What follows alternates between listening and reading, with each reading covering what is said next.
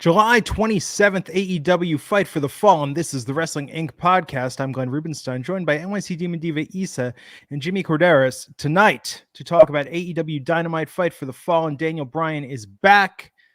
We had developments. We have a new FTW champion. A lot to get into, a lot to break down. Jimmy, to you first. What did you think of tonight's show? I thought it was a lot of fun. There was a lot of interesting stuff.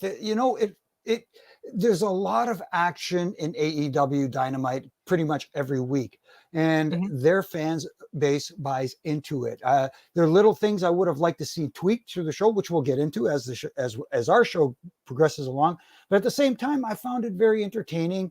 It's just like little things I wish that would have been different, whether it's placement of certain matches, that sort of thing. But overall, I don't want people to think that I'm trying to crap on the product. I'm very entertained by it, but at the same time, I think it could be better if they did little things. Of course, that's my opinion. Yeah, it's interesting because while a lot of what we saw tonight was actually quite good, what's interesting is some of the things that we didn't see, or some of the ways that they, tease things that were coming up or announce things that were coming up. Sometimes you can have all the right ingredients, but if you just cook them in the wrong order, that's what's keeping you from perfecting a masterpiece. And I think that might have been, just some minor grievances tonight along those lines. But Issa, I know you were paying close attention to the show. You sit there watching Dynamite. You take notes. During the commercial break, you rewind the segments and you think, I'm going to get as much detail as possible out of this program so I can talk about it at length, down to the second. What did you think tonight in your Sailor Moon homage top? Thank you. Looking lovely as always. What did you think of Fight for the Fallen tonight? I think there is a couple of things that I like. There's a couple of things that I didn't like, and like Jimmy said, we'll talk about it. There's some things that I agreed and disagree with. Listen, we'll get into it. But yeah, I was entertained. I will say that, and I thought that main event was incredible. It's a very good main event. Blood at the opening of the show. Blood at the end of the show. Blood in, blood out. There's always blood. Blood. We'll get into that too. Yeah, exactly. Oh, and Roosh. Oh my God. Wait a minute. Let me ask you, Glenn. Yeah. How did you enjoy it? Because you're not an AEW person. See, me and Jimmy do this every Wednesday. You don't show up. So how did you enjoy tonight's Dynamite? I thought a lot of what we saw was very good. I think the women's division remains a key weakness in how they present it. Not the talent, but it is very interesting tonight, and I just need to get this off my chest because a lot of people on Twitter were talking about this. In the first hour of All Elite Wrestling tonight, you did not see a woman on screen who was not accompanying a man as a girlfriend, a valet, or a sidekick. And we had here. They only show up at 9:30. Between 9:20 and 9:30 is when you'll see them. That's about it. The cold main event tonight, no build. I don't think we got a recap really before it. And it does a disservice to Thunder Rosa and the women as a whole when they're just, I don't want to say it was billed as a co-main event, but I felt like it was treated more like a cool down, which is very disrespectful. And here we are 3 years into AEW. It's the same spot they're in every week. Yeah, it's just no excuse 3 years in that this is still what's going on. And, I made the comment on Twitter, even during the worst, most problematic of the WWE Divas era, the women were largely presented as individual competitors with their own identities and personalities. I just thought in that first hour tonight, that was a really bad look for AEW. No, absolutely. I have to agree with that because we've been talking about this forever, Issa, right? Where the women seem to have been cemented in that pre-main event slot where that's their spot every week. Like you said, other women show up throughout the show, whether it's accompanying someone, valeting, whatever the case may be, or just part of a backstage quick promo segment, whatever. But they seem to be cemented in that pre-main event slot on a weekly basis. And there's so much women's talent there that I think they're missing the boat on, not taking advantage of. And compared to last night on NXT, night and day difference. On NXT, I lose count of how many separate women's feud storylines. And it's the hottest thing in NXT week in and week out. So and a I lot feel of like people feel important in NXT. A Yeah. lot of people feel like they can go for Mandy Rose right now. You have the story with Cora Jade. You have Roxy. You have Nikita Lyons. There's so many people that you think can go for that main title in NXT right now, where in AEW they don't have anybody built up for either one, TBS or World Championship. And stuff, and some of the talent they do have, like they're barely featuring. It's very crazy to me that this is kind of where it's at this point. A couple super chats. Robert Martinez saying Issa loved the hair, and the Ricky Starks segment was great. Corey Pride, wasn't necessary for Jungle Boy to have Tourette syndrome. He can't get over without the potty mouth. Tonight he went from Jungle Boy to Jungle Man with that kind of language. There you go. No, he didn't. Yeah. He looked like the toddler that learned a curse word. Now they're just using it all over. Yeah. If you've been following my riff and rants this week, they've had a theme where sometimes more is not better. And Jungle Boy's promo, we'll get to it, but again, the potty mouth, having him say, potty mouth words constantly throughout the thing just made him feel like, whatever. Yeah. It doesn't get that, you're like, oh, he said, It's kind of like when occasionally in a Batman thing, they're like, now we're going to give Robin a time to shine and show that he's ready to sit at the grown-up stable. No, Jungle Boy's not quite there yet. Okay. It's unfortunate, but let's talk about where this started tonight. Very, very good start. We had Moxley in the crowd tonight. We had him going against Rush for the AEW Interim World Championship. And man, if you think it gets nuts with the blood, we had Rush licking the blood tonight, taking Moxley's blood and like rubbing it on his face. For the Blood and Guts promotion, they really took things up a notch tonight. Jimmy, what did you think of this opening match?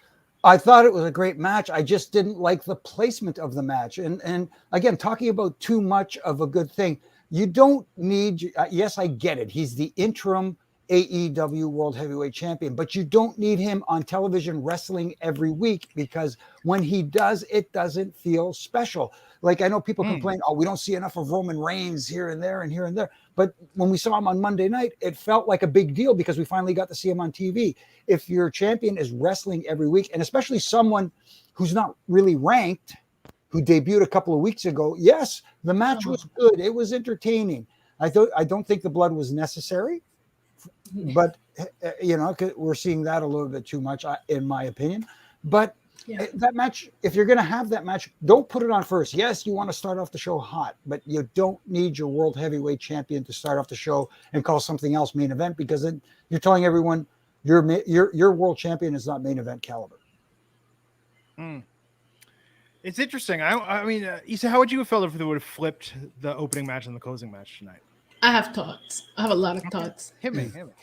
First of all, I felt like Rush looked incredible at, what was the name? Death Before Dishonor? Whatever, that pay-per-view. He got that win on that. It was the match of the night for me. So I wish, if you're going to bring him into AEW now, build him up. Let him get a couple of wins. It's the same thing you did with Brody King. You're throwing these guys, feeding them to Moxley throughout this fake championship ring, because that's what it's going to end up being. And it's not necessary. Like, you got people invested into Rush. They're going to tune in. Oh, he's going to be on Dynamite. Okay, good. And then you just feed him to Moxley instead of letting him get a couple of more wins. I didn't like that. The Moxley bleeding is becoming so not impressive because it's just happening too often. I can't. I'm. You guys know it. I choose violence every day. So I'm here for violent matches. But when it's happening all the time, it can just be like, oh yeah, he's bleeding again. Let me keep folding my laundry. It doesn't make me stop and go, oh my God, somebody's bleeding in this match. Was the match good? Yes. I think Moxley can make anyone that he's in the ring with look really good and put them over. But I like seeing Andrade here. I can't wait to see what Andrade and Rush can do. But if this is the first of their story, it's already looking like crap because he already had Rush lose. Yes, he lost to the world champ. I understand that. But still, you could have given him a couple of matches here or there just to build him up to that match against Mox. Mox does not need to be featured in the ring every week. Even when Roman Reigns was showing up every week, he wasn't wrestling every week. He would come out and cut a promo. You would see him backstage watching the Usos, but he wasn't wrestling every week. So they need to figure out a better way to use Mox. And with Roosh licking the blood, he's gonna get the Mox pox. Oh, wow. You went there. Oh, I don't know. I don't know who pushed more buttons on that one. You or Christian tonight, anyway. So Mox bit Roosh tonight. Jimmy, let me ask you. In all the matches you refed, all you've been around in professional wrestling, biting seems like an underutilized tactic. Now, I, as a child, learned early on very effective way to diffuse a fight. However, you get labeled a biter, sort of dirty pool. Yeah. Not seen as a good thing. How many times did you have to penalize someone for using the teeth? No, it happened quite often, and it depended on who was in the ring. Like you remember, I refereed guys like the Iron Sheik and people like that. Oh, so, I've refereed some biters. Let's put it that way back in the day. But again,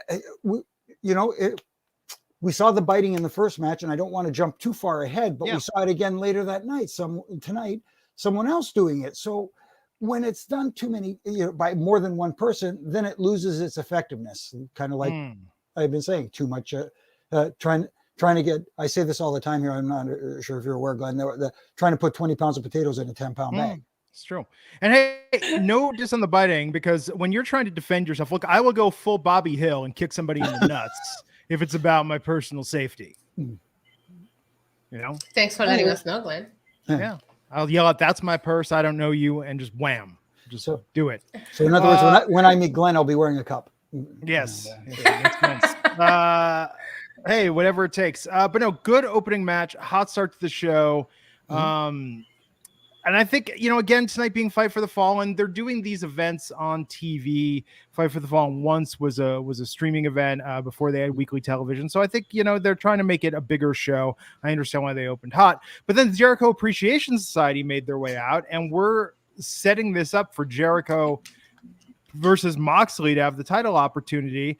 Issa, what do you think of the JAS? Their look tonight. I feel like Sammy didn't get the memo. Everyone else was kind of matchy and coordinated, and then Sammy's out there wearing trunks because he was gonna, we're just ready to go. But what did you think of their promo tonight?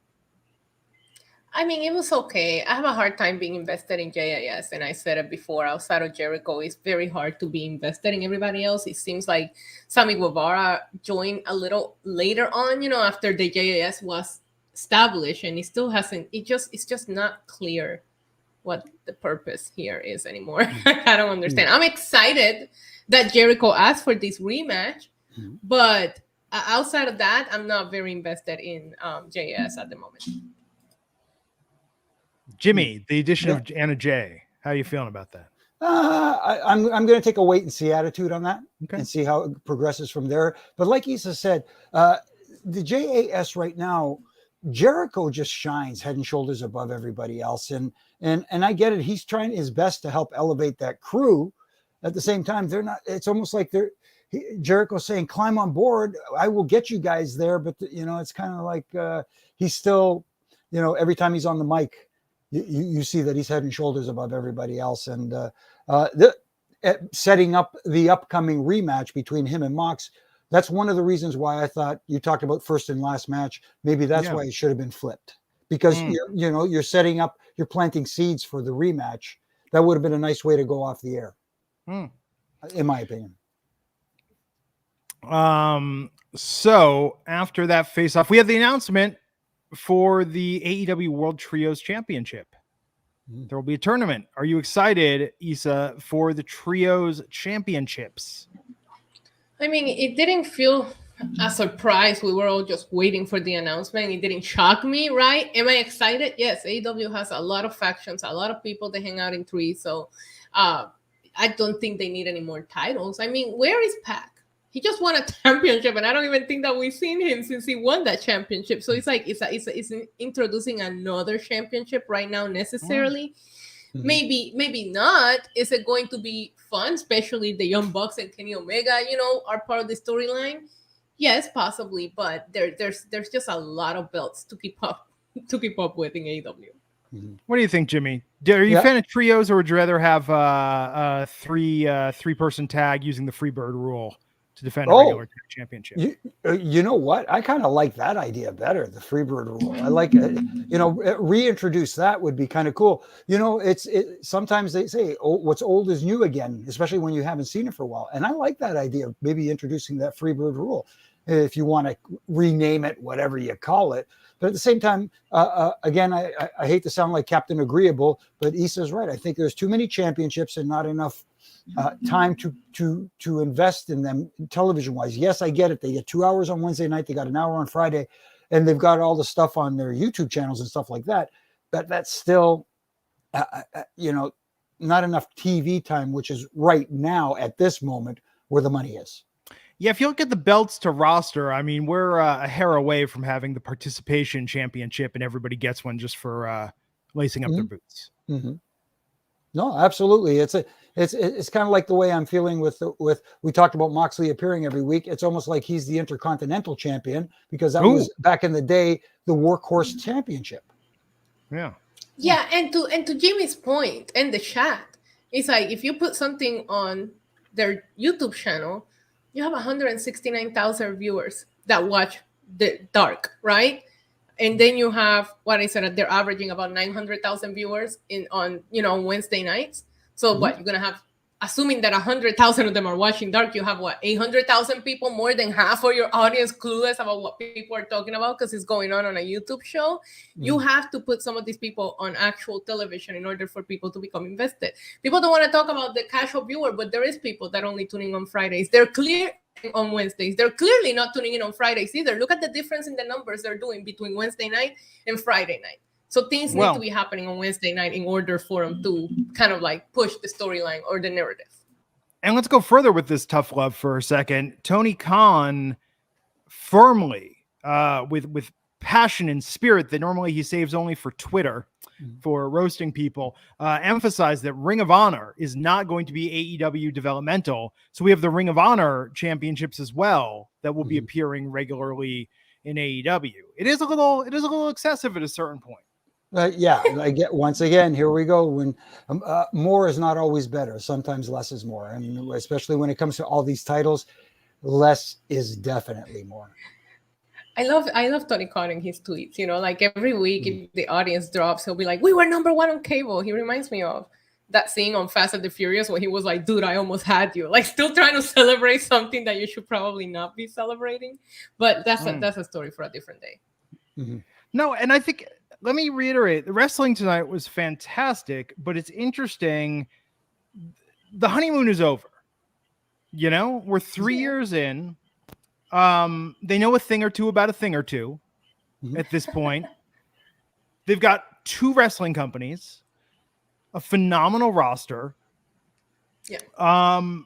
Now we get to see how the experiment of, we don't need writers. We get to see how some of these things that they're trying to be different, how it's actually going to work out. And I think it's very fair to criticize it. Again, the wrestling is fantastic, but wrestling is not what's wrong with professional wrestling. The wrestling is actually the best it's ever been. And this is industry-wide. I agree. Look at everything that everybody's putting. WWE on their pay-per-views are putting on incredible matches and their shows. You have Forbidden Door, where we saw this New Japan talent come in and show what they're doing over there. The Ring of Honor pay-per-view, I found it highly enjoyable. So the wrestling, and technically speaking, we're talking about pay-per-views where all you see is wrestling, right? There's no storylines being built. So I don't have a problem with the wrestling, and I was highly entertained. But if we're going to talk about all of the topics that are surrounding these things, we have to obviously, give it their ups and downs. Absolutely. And as we say, it is the wrestling business. And when you're in business to make money and grow your audience.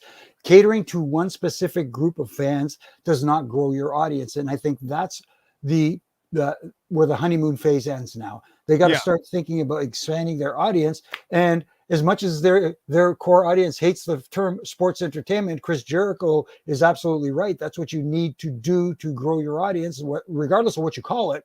You still have people get invested in characters. People get invested in storylines. Yes, I like seeing great matches, and we saw a bunch of really good matches tonight. But at the same time, I want to get invested in the people who are putting on those matches. Yeah, and the presentation is everything. Robert Martinez, 9.99. Interesting observation saying, I think Tony wants to go back to the territory wrestling, which is great because we get fresh mashups. I don't mind belts. It makes me invest in other companies like Ring of Honor and New Japan.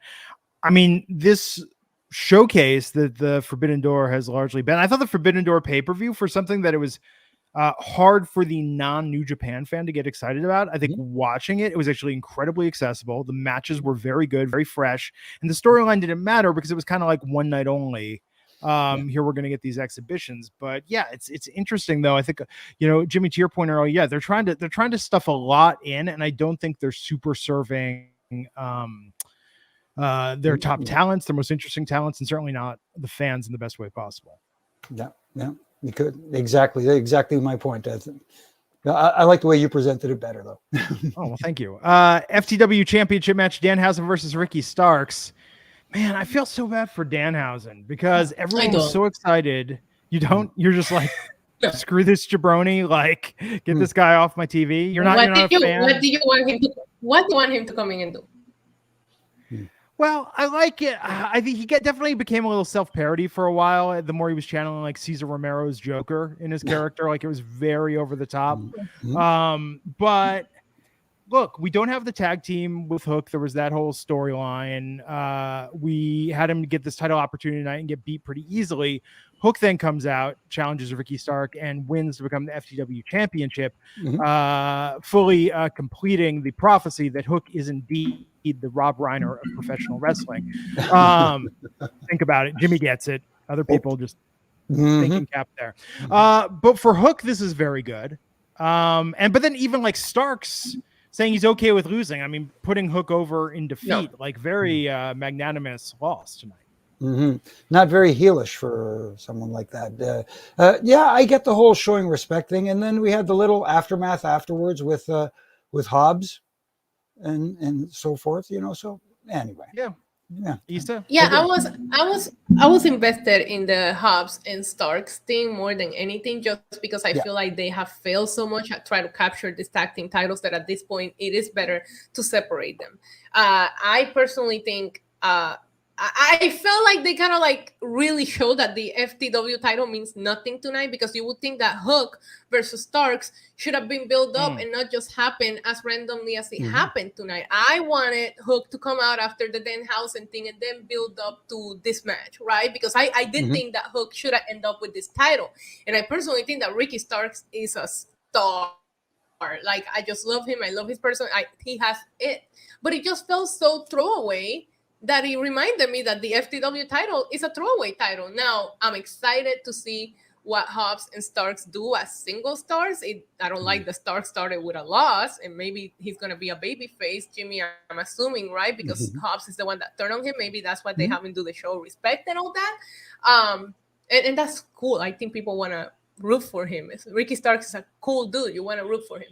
So I just wish that we would have had a little bit more of a build up and make a bigger deal out of Hook winning this title, especially with him being Taz's kid and all that. It just felt very like, let's just get it over with tonight. And I wanted a little bit of a build up, just a little bit of a build up. I feel like they get something and they just throw it at you right away instead of just making you want it. Yeah. And well, like Rin said, they put what could have been a 2-month storyline into 2 shows. They treat the FTW title. I mean, it's been treated like a throwaway, but look, I mean, it's somewhere between the AEW World Heavyweight Championship and World's Greatest Grandpa. It's like in the middle of the spectrum of meaningfulness as far as titles go. Wow. It's not quite the 24/7 championship, but it's not far off at this point right now. But good for Hook. I think him defending this, I think we'll have some very good squash matches that come out of this. And in the right setting, there's nothing wrong with that. I know that they've gotten away from that, but at the same time, they're very helpful tool, because not all matches have to be squash matches, and not every match has to be a 50-50 Donnybrook. Yeah. And then Powerhouse Hobbs hit Starks, leaving him laying.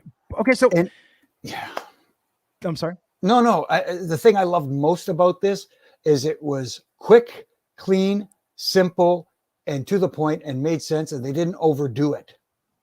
with like this beat down where he constantly beats it. He just took him out, gave him the look, and that was it. I loved it. So the Acclaimed cut a promo saying they have a music video coming out at the Gun Club on Friday. I mean, this is just like just a throwaway. Like the Acclaimed like didn't even write something funny or memorable. Like you had the Acclaimed on TV for 30 seconds and you couldn't give them some punchline or something meaningful just to pop the at-home crowd. No, we got the Ass Boys reference, and that's about it. I mean, yeah, it's getting pretty lazy at this point with that. No, agreed. Issa, are you excited for the Acclaimed music video Friday? Always excited for anything the Acclaim does. No, they're great. Absolutely fantastic. Sammy Guevara with Ty Conti versus Dante Martin with Sky Blue. Issa, what'd you think of this match? I thought it was okay. It was entertaining. I liked it. Jimmy? Yeah. Again, very, very a lot of stuff. They got a lot of stuff in, and I guess it's a sign of the times where everybody's going to get as much of their stuff in as they can when they get the time to show it on television. They got a lot of false finishes in. They did a lot of their good stuff. My only issue is, again, I have problems when they go to the outside for far too long. See what I mean? It's, it's not a no count out match. I mean, like, I get it. You want to do stuff on the outside of the ring, but you fight all the way to the stage. You're in the tech area. You should have counted to 20. You should have counted to 30. I don't know what's going on. Slides back in the ring. 2, 3. Does the ref and you sit there with the stopwatch and just start like, no, it doesn't sit with a stopwatch, but at the same time, being a former ref, stuff like that just drives me insane. I get it. You can fudge the numbers, so to speak, a little bit, give a little leeway here and there, but at the same time, they just let too much of that go. And, speaking of getting a lot in, so then we had, both the men and the women getting into it. And then after had Anna Jay attacking Sky Blue, then Ruby Soho came out with Ortiz and Eddie Kingston. I mean, there was just a lot going on. Absolutely. And there you go again, trying to get as much in as they can because they do have a loaded roster with only 2 hours to present every Wednesday night. And they just try. Sometimes you just got to sit back and say, hey, everybody can't be on TV every week. Yeah. Daniel Garcia. There's always a lot going on when these guys are in the ring. Like, there is always too much going on. I wish they just knocked it down a bit. Daniel Garcia questioning where Danielson's been, so he's going to send him back to his garden tonight. Sanjay Dutt backstage. Chuck Taylor was there. There's going to be a 6-man tag team match. But then let's talk about Jungle Boy out there with like a very serious looking Luchasaurus cutting a promo on Christian Cage. And Jungle Boy got very personal, talking about the loss of his father. I mean, they definitely swung for the fences with aiming for this to be a career-defining promo for him. Jimmy, you alluded earlier, some of your thoughts on this. How do you think this hit? At first I thought it was good. I like the intensity because, normally, angry guy promo, here we go again, but it fit in this situation with Jungle Boy because Christian was pushing buttons in his promos. And I think his comeback with the shots at Christian's ex-wife and that kind of stuff kind of hit home as well. I just don't think he needed to swear as much as he did. It's okay to throw one in there, but he did it like throughout the entire promo. And again, you didn't feel like it was meaningful because it was used too much, in my opinion. Don't get me wrong. I thought the promo was good and it showed a lot of character from him, but at the same time, the language, that much of the cussing wasn't necessary. Issa? I agree. I didn't like the cursing. It doesn't fit the character that we know Jungle Boy to be. And with him coming out, and I get it because Christian really did insult him, but it fits Christian's aesthetic. It's not what I expect from Jungle Boy. And if he would have come out and share some personal things, like it was going well, right? In the beginning, he's getting personal about, losing his father and all that. And then it just got, as I mentioned earlier, it just felt like when you learn a bad word for the first time and you just go off. Like, and I don't even understand what's going on with Luchasaurus, and I also don't understand what's the deal with Genitalia's promos, because you have Monday Night Raw been talking about the Mrs. Balls all night, and now over here we're going to talk about Christian's member. Is that the response? Like, what's going on here? Yeah. Sheed Black Buck 99 saying Dante never wins on TV. No, I thought I like the personal stuff. I didn't like Christian cutting Jungle Boy off. That was not done very elegantly in the coordination between it. And I think that Jungle Boy should have got to finish his promo. Yeah, but then again, I do get why it was done the way it was done. Him trying to cut him off, which makes him more of a heel. Christian is again another one who's getting some genuine heel heat with his controversial promos that he's been cutting and shots he's been taking, especially at guys like Jungle Boy. It's just that, like you said, it just felt off that Jungle Boy kept continuing his promo while Christian was having a hard time cutting him off. Yeah. So maybe the feed wasn't going out into the arena. We were getting it on television, but maybe it wasn't going out there, and something seemed off from a production standpoint. Young Bucks backstage sharing a little moment with Hangman Adam Page, but then the Dark Order appeared. So teasing some different directions for a new trios lineup.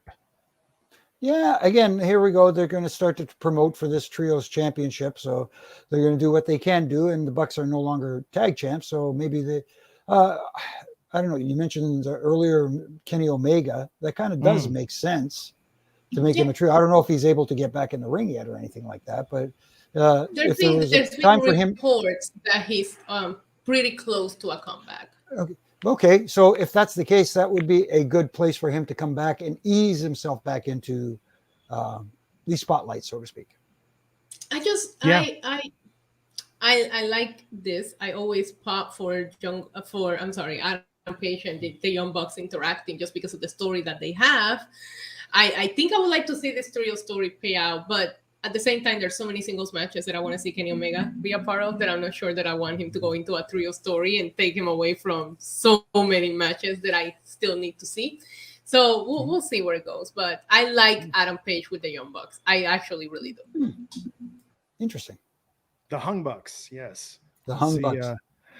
See if it happens. Well, we've been talking about what is it? Blueberries, grapefruits, and members and stuff like that. So why not the Hung Bucks? Hang Bucks. Hung Bucks. There you go. Oh my God, I actually love it.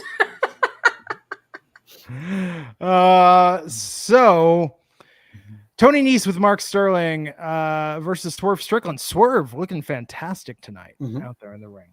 Really looking really good, and the right guy won under the right circumstances, pinning Mark Sterling, so that it didn't hurt Tony Nese at all, because Tony Nese did look good in this match. But at this again, this match could have been the match, maybe as we mentioned earlier, flip the order. Put it prior to the main event. Yeah, I think this was kind of like I don't want to say filler match, because it was kind of fun at times. Yeah, but at the same time, this is the match you put on before the main event match, not what we got. We did have the development video package, and Keith Lee was taken out by Josh Woods, so explaining why he was not there. But House of Black video package, Brody King challenging Darby Allin to a coffin match. Kind of excited about that. Can't wait. Yeah, that one's kind of fitting for both guys. Both characters, so it definitely works. It just, I hope they don't build to it. Give us a couple of weeks of something. Now, I know we've been kind of like nitpicking at certain things tonight. I will give credit. That angle that they did at Comic-Con was brilliant.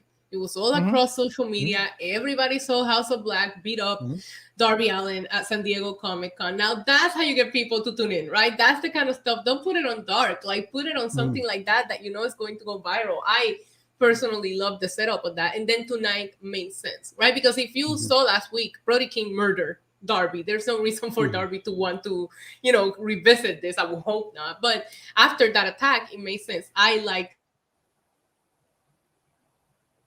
that atmosphere. Always feels a little extra real, and I pop for it. Mm-hmm.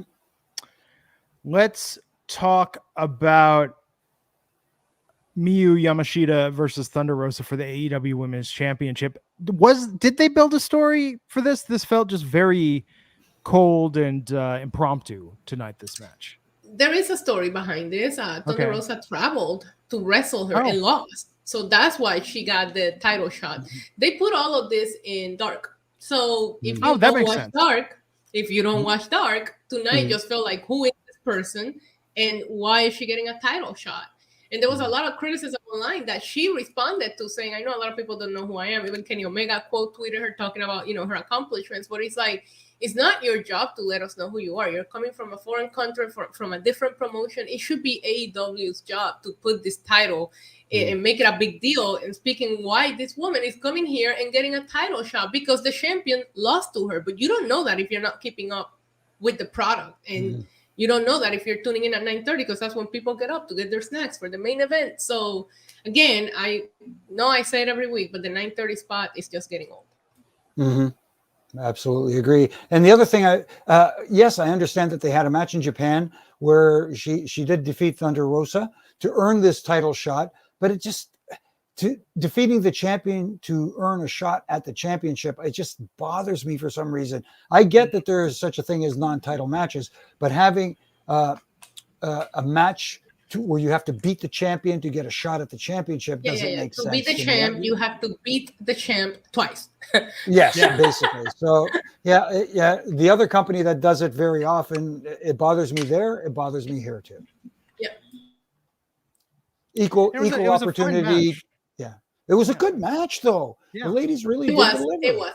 This is why this match should have maybe open the show. You can make an argument for that, but at the very least, in the crossover hour, at the 9 o'clock hour, because the three most important parts of the show are the beginning, the end, and that crossover segment. So have this match. If you didn't want to start the show with it, if you put it the crossover segment, hour. And just a little more build for those that only watch the main show. I think would have done wonders to give this some additional context and emotional weight. But Thunder Rosa did retain. Yep. And it was a great match. It was a great match. I will say that. I enjoyed it. And there was a couple of good false finishes. Mm-hmm. Well, we got a good 20 minutes tonight of Bryan Danielson versus Daniel Garcia in the main event tonight. Issa, what did you think of this match? I thought the match was great. I love seeing Bryan being back. He's so good. He's so talented. And as soon as the music hits, I think I realized how much I missed him. AEW has such a great roster that a lot of these people have been gone, and you don't necessarily realize how much you miss them because the show goes on and they have so many talented people to fill up. But when you see them come back, it happened last week with Jungle Week, now this week with Bryan. I almost wish they would have not even announced it, but I get it. It might help with the ratings or whatever, but it would have just been nice to see him return. At the same time, though, I always have such a concern for Bryan when he takes certain spots. Maybe it's because of the times that we've been through with him. But my God, he's wrestling so crazy in AEW that I can't help but I feel like I turn into a mom. And I'm the least maternal person in the world. And I see him and I just want to be a protective mom and be like, Bryan, are you sure you should be doing this? I can't get into Daniel Garcia's character. I don't find him interesting, but he does turn it up in the ring. Like every time he's wrestling, especially in a singles match where you can focus on him. When he's on those like blood and guts, he can't shine when there's so many people there. But when you put him one-on-one with Bryan, I thought it was a great match, and I'm happy. It absolutely was. Yeah, no, I totally agree. And you know what? Daniel Garcia is a very good in-ring performer. And as weird as this is to say, Bryan Danielson is so good right now. He even elevated Daniel Garcia and made him look that much more impressive tonight. It was just the match was incredible. I love the way it started where Bryan Danielson, I was going to call him Daniel Bryan. I can't help myself. Hey, JR did it. Why can't I? So, where Bryan Danielson came out hot and, on fire and stuff like that. And I love that. And again, I love that match. I thought the match was great. Both guys looked extremely, extremely good. And getting to the finish, mind you, the way that Daniel Bryan was distracted may have been, whatever. Another, I sometimes have an issue with the way the referees are distracted, or not even distracted, just look like they intentionally turn their back so that there can be an interference. I didn't mind the interference. I just didn't like how it happened. But I do like the fact that Daniel Bryan didn't tap. He passed out. And it kind of plays into that whole concussion thing. Is he okay? Oh, yeah. You know what I mean? The story there, it made sense. So, Jimmy, I think the way you need to be brought into AEW is you need to come in to give those refs a talking to and be, and saying them like after the match, like, what was that? What was it? I counted to 50 when they were out of the ring. Yeah. And you know what? I know I pointed with a lot of fingers at the referees, but a lot of that falls on the talent themselves, because the referee's job is to help the talent tell their story, not to be, you're supposed to be invisible until you need to be visible as a referee. Now, sometimes the talent say, don't worry about it. Just turn your back on this spot or whatever and stuff like that. And, as much as you want to say, but it makes me look like an idiot. Sometimes you just do what you're told. And I don't want to assume that's the case, but at the same time, it's happening far too often for me in AEW, at least, where they're not protecting their referees.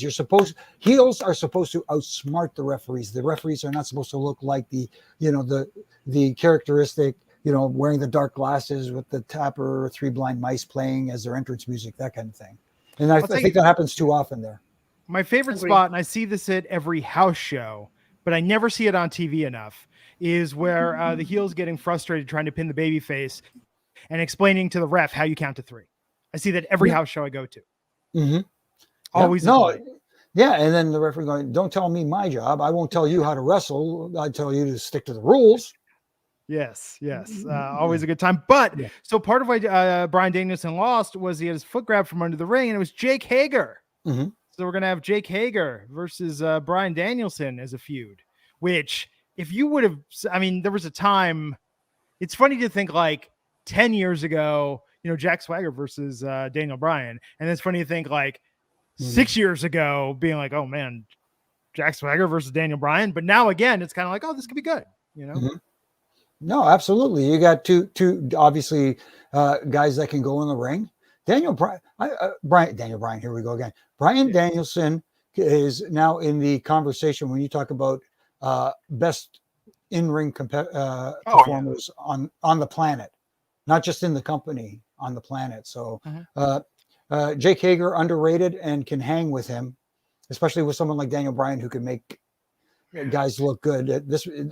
I'm actually looking forward to a match between these two. I want to see Bryan versus Claudio so bad, especially for that. I think Claudio, even as Ring of Honor champion against Bryan, would just be phenomenal. Yeah, I agree. I want to see Bryan versus Omega, the rematch, just because we didn't have a winner when they first faced against each other. Right. So yeah, all this wrestling was good tonight. This was a good show start to finish, but yeah, it was kind of easy to be like, well, they should have done this, or I wish they would have done that. You know what's funny though? I don't know if you all have this too. When I watch other TV shows, I'm so caught up in it. I don't even have a chance to think that I would have done this instead, or I'd rather see more what's going on with this character. They didn't explain this well enough. I think good TV, like you just shut your brain off and enjoy it. Yeah, and I think that's what's lost with a lot of. Sorry to cut you off there, Issa. I think that's what's lost with a lot of fans today is they view it to critique as opposed to view it to enjoy, and that's what wrestling is supposed to be. Since I was a youngster, I just I didn't know the ins and outs, but I had an idea that maybe this was predetermined outcomes. You know what I mean? I don't want to use the F word because that's not a good word, but at the same time, I didn't go there looking for, that didn't, I went to be entertained, and sometimes I was, and sometimes I wasn't. Yeah. Right. Issa, your final thoughts. I think it's easier to give AEW constructive criticism because I do think the recipes are there and we just want them to put them together and bake it, nicely, because I do think that AEW is an entertaining show, but it's not going to be perfect. SmackDown's not perfect. Raw is not perfect. There was again, some things I enjoyed tonight and some things I would have done a little bit differently. But overall, I thought it was a fun show. I personally do think that I have fun when I watch AEW, and I feel like they have something for everyone. And that is something that I really love, whether you like the comedy angle, whether you like the violence, whether you like the technicality. The only thing that they're not really doing well is the women's division, but I still have hope. Yeah, they do need to invest more time into the women's division. And that's why I'm saying you don't have to cram as much in, and you don't need every match to end with post-match shenanigans, for lack of a better term, either. Yeah. Now they're the lead into BattleBots. Robots fighting each other. Yeah, there you go. Can't wait. Tony Khan is a big fan of bots. Oh my goodness. Okay, well, on that note, nothing more to be said at this time. Thank you everyone for tuning in tonight. We'll be back here Friday to talk about SmackDown and Rampage. Can't wait to see the Acclaimed music video. We got the go home show for SummerSlam. It's going to be a good time. It's going to be me and Alfred Kazis is going to be at SummerSlam in Nashville. If you guys see me, say hello. There you go. Jimmy's at Jimmy Korderas on the interwebs. He says at NYC Demon Diva. That's Diva with a 1. I'm at Glenn Rubenstein, and we will catch you back here next time on the Wrestling Inc. podcast. Take care.